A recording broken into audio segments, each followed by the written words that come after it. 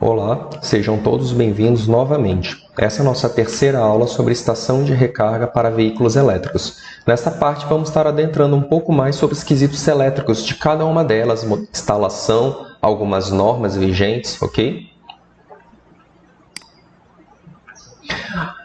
O que essas duas primeiras estações de recarga possuem em comum, esta primeira e essa no quesito instalação, é o seguinte: a norma por detrás da elaboração desse projeto é a norma IEC 6185, que ela é de 2017 atualmente, e o Brasil tem a própria norma dele, a NBR, que está baseada nessa norma de 2013, ok? Então elas são normatizadas e devem atender e atendem a esta norma do Brasil. Entretanto, já está em processo de modificação para a norma vigente de 2017.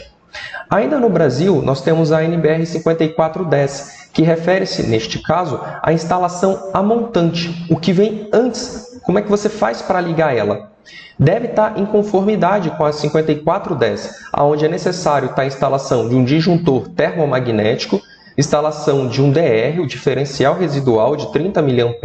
Além disso, o quadro deve possuir um DPS, ok? Dispositivo de proteção contra surtos. No caso de uma descarga atmosférica, por exemplo, ele vai estar fechando o circuito e liberando para a parte do aterramento. E o DR, conforme já foi comentado, deve ser usado o de 30 mA, certo? Na proteção a montante, a que vem antes. Claro, e devidamente dimensionado, né? Uma outra questão interessante é de qual concessionária você vai estar fazendo a questão da ligação. No caso, a Copel ela já dispõe, por exemplo, da NTC 90, que é a norma própria para a questão de veículos, de sistema de carregamento para veículos elétricos, ok? Onde existe a necessidade da questão da demanda e alguns outros no caso de você estar com vários sistemas de carregamento. E por fim, as obras, a questão do código de obras. Se eu não estou enganado, São Paulo, por exemplo, já tem um próprio dele. Por exemplo, vou colocar um totem em tal local. Não, qual é a norma para isso? Precisa estar qual a distância de cada um. Existe toda uma legislação por trás. Não é só instalar um sistema de recarregamento em qualquer esquina, em qualquer local, que vai estar vigente. Não, sempre em conformidade com a norma, ok? Indo agora com a primeira delas, a UAU, o que nós temos? A saída dela sempre, novamente, é em 32 A. E 32 A em fase neutro, em 127, dispõe esse potencial de carregamento. E fase neutro, aonde em 32 A, fase neutro, pode dar 220, você encontra essa potência ou de fase-fase. Eu sempre digo essa questão porque o objetivo desse projeto era estar correlacionando algumas disciplinas da graduação com o que vai ser mostrado. Então, isso sempre é uma dúvida. Como é que é possível mostrar fase neutra em 220? Fase 220 é mais fácil de enxergar do que um fase neutro. Isso é muito bem mostrado na matéria de projetos, ok?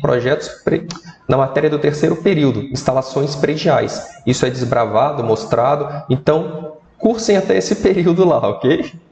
Temos a que ela é fornecida em 50 e 60 Hz. Ela consegue estar sendo ligada, um cabo de 5 metros, o plug dela é do tipo 2, o protocolo, o cartão de acesso, rede de comunicações e com todas as proteções elétricas integradas dentro desse dispositivo.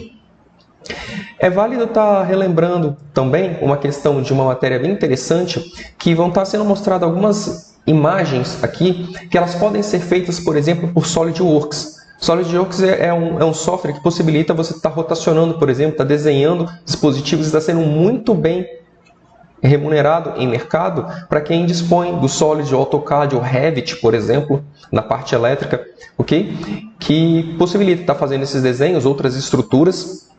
E na graduação nós trabalhamos até, por exemplo, o AutoCAD, o Revit por fora, e o SolidWorks tem um professor no período noturno que tem essa matéria, é possível pegar com enriquecimento curricular, ok? Vamos lá. Este cabo é fornecido com o comprimento de 2 metros e esse aqui 4.7 a 5 metros. Esse cabo que é fornecido na questão de 2 metros, você pode estar pedindo ele em uma quantidade maior ou até em uma seção transversal superior.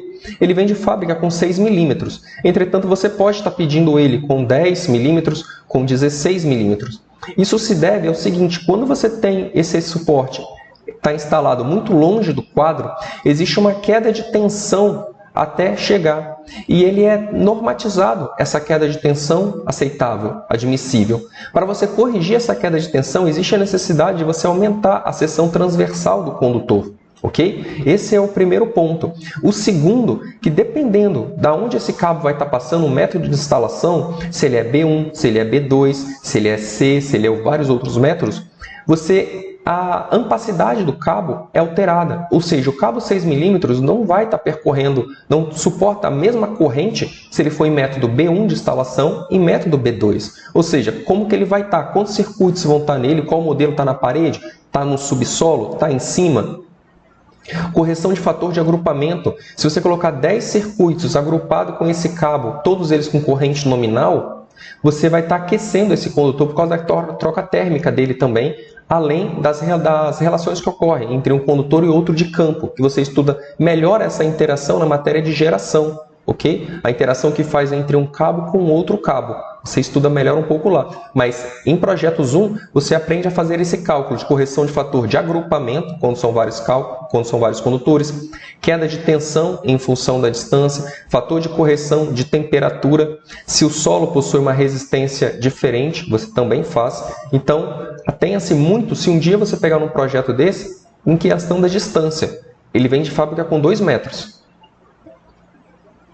Agora, ainda falando sobre essa primeira que nós estávamos trabalhando, a UOL, essa aqui é o circuito dela, a representação dela. Mais uma vez, a importância da disciplina de desenhos técnicos, onde você aprende, está fazendo isso como programa AutoCAD, ok?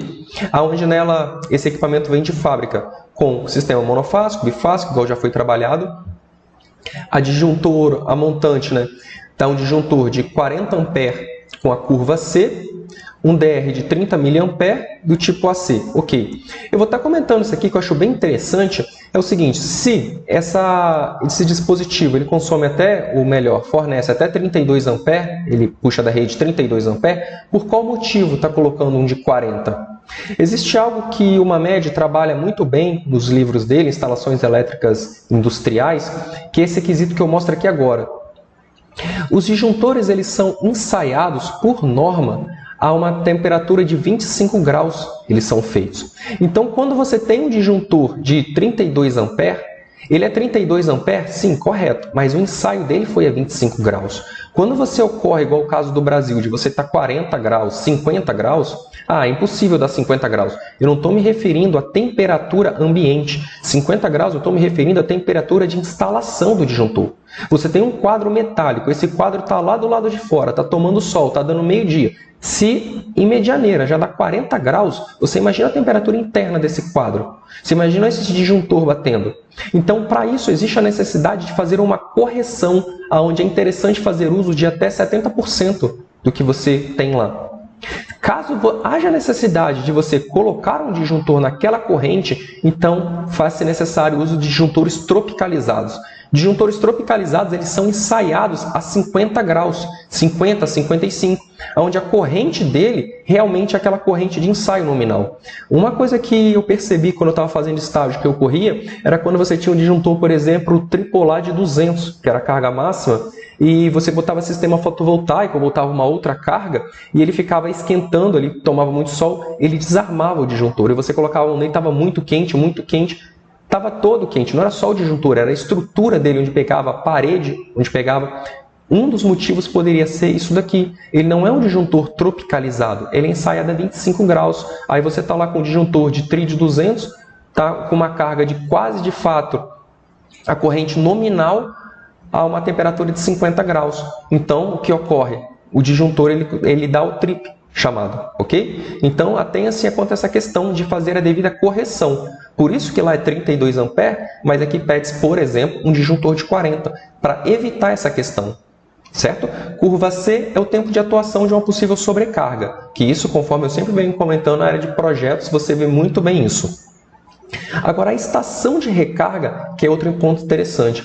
A estação de recarga ela vem incorporada nela, vamos colocar o DR do tipo B dela. Esse DR do tipo B ele é eletrônico e ele pega fuga de 30 mA em corrente alternada pulsante e corrente contínua de até 6 mA ele pega, em conformidade com essa norma. Então essa questão de que vai acontecer, talvez eu tenha medo de tomar choque quando estiver abastecendo um veículo elétrico, isso não acontece. Primeiro porque o próprio dispositivo já possui todos os sistemas de proteção incorporados nele, ok? Em conformidade com essa norma. Além disso, do lado de fora, que é a montante, você vai estar fazendo uso do disjuntor, o DPS, além disso também o DR para protegendo. Ok? A instalação ela é sugerida, né? Está fazendo instalação individual e na que vem 2 cabos eu vou estar mostrando melhor o porquê disso. A conexão de aterramento é interessante que seja de 1000 ohms.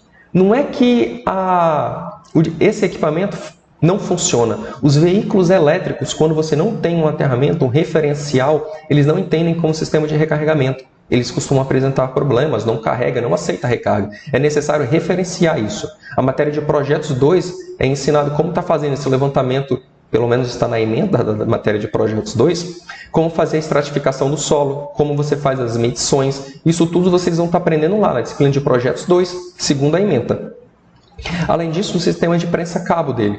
Desse modelo, como eu falei, até cabo 16 mm pode estar em função da queda de tensão, agrupamento. E a estação é fornecida com cabo 6 mm de 2 metros, ok? E mais uma vez, a importância das disciplinas que correlacionam com esse módulo de estação de recarga. Mais uma vez, né, disjuntores tropicalizados e a norma de ensaio deles. Uma questão é que ele vem dentro dele esses chips, esses elementos que possibilitam você reduzir a corrente de fornecimento. Perceba que se você colocar tudo off, ele vai estar disponibilizando apenas 6 A na saída dele. Se você vem mudando, é 8, 10, até 32. Mas por que isso ocorre? Em uma dada situação, por exemplo, você instala ele num quadro onde você não consegue estar, mais uma vez, pegando os 32 A, porque senão você vai estar desarmando geral. Ou você não tem esse disjuntor, você instalou lá, mas a projeto elétrico vai estar saindo depois. Nessas condições, você pode estar fazendo essa devida alteração nesses dispositivos aqui, ok? Caso hajam duas fontes alimentando um carro ou outro, 2 pontos de conectores, o CCS2, por exemplo, vai existir 2 desses, ok? Um para a esquerda e outro para a direita, onde você pode estar fazendo a saída para cada um deles, para não sobrecarregar. Uma outra questão, agora que nós já estamos na 2, né, no parking, é que ela também sai a 32 A. E mais uma vez, se ela apresentar uma tensão de 380 trifásico, ela disponibiliza todo esse potencial. Caso contrário, em 220, são fornecidos potenciais inferiores. Eu sempre pontuo essa questão em relação a se um dia vocês tiverem que especificar, compra essa daqui que recarrega mais rápido. Aí você compra uma dessa daqui e o cliente só tem fase neutra. Você compra essa daqui e você só tem trifásico 220. Ou pior, você compra uma dessa daqui e o veículo dele não consegue ler ou aceitar 21. Então, atenham-se contra isso. Mesma coisa, 5 métodos, né? O sistema de carregamento, todas as proteções integradas e 1 ou 2 cabos. É sempre interessante comentar 1 ou 2 cabos, que agora chegou a hora de estar falando sobre isso. Quando eu digo que ela é 22 kW de potência, é por cabo, é por conector. Esse conector disponibiliza 22 e esse conector disponibiliza 22.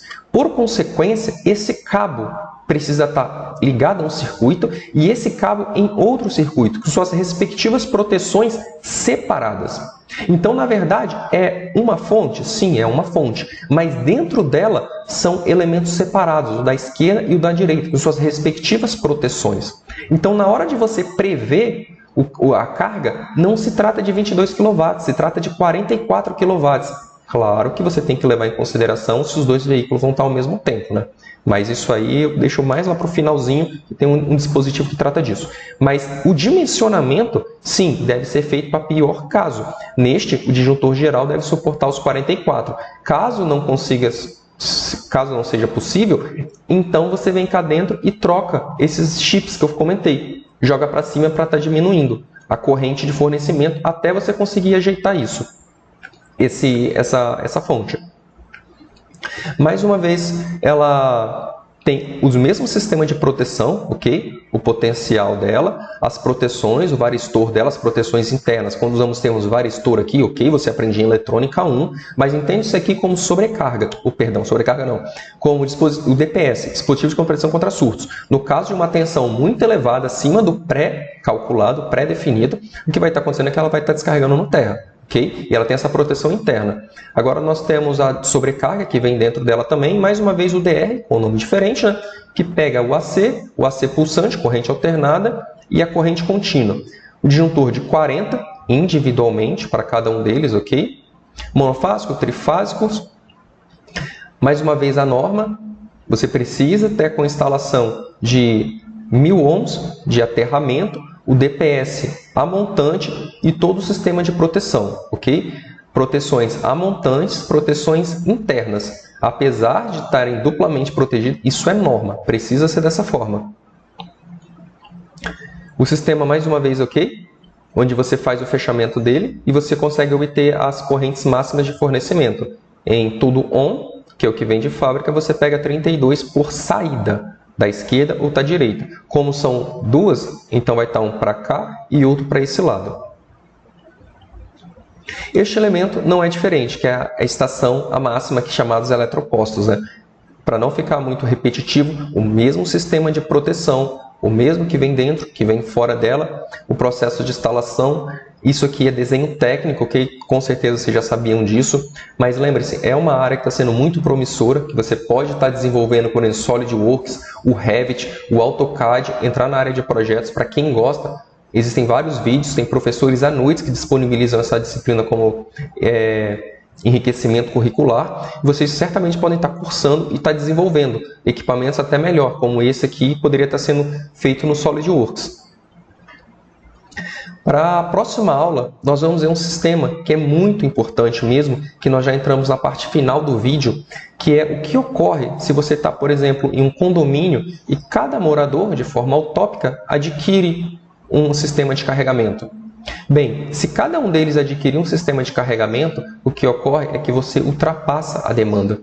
E aí você começa a pagar um veículo, começa a pagar uma quantidade de energia tão mais superior, que se torna até muito mais caro andar com um veículo elétrico que um veículo a combustão. Como que poderia ser resolvido essa questão? Porque notem que essa questão apresenta um caráter dinâmico. E em um dado momento, os veículos são ligados e começa a carregar. E aí ocorre a ultrapassagem de demanda. Como que isso resolve? Baixando aqueles déficits lá? Ok, poderia ser uma opção. Mas aí cada indivíduo haveria necessidade de estar baixando isso. Não, eu posso programar dentro do veículo que a partir das 18 horas, isso veículos elétricos possuem, a partir das 18 horas o carregamento baixa. Ok, eu concordo, poderia resolver.